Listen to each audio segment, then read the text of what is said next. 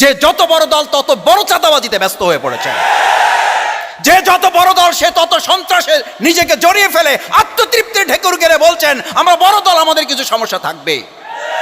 এই দেশ পরিবর্তনে আপনার সবচেয়ে বড় বাধা জনগণের কাছে।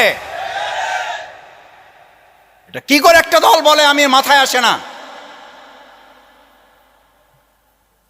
টকশোতে টেলিভিশনের সামনে আত্মতৃপ্তির সাথে আমি বলছি, আমার পাশে বসে সহ আলোচক দ্ব্যর্থহীন কণ্ঠে বলছে, তার কোনো অনুতপ্ত নাই, কোনো অনুশোচনা নাই, কোনো প্রতিক্রিয়া নাই।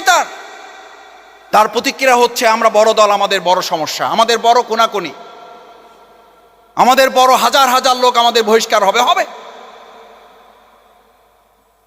অথচ যে যত বড় দল, যে যত বড় কোরবানি করেছেন তত তো সে বেশি আনন্দ করেছেন।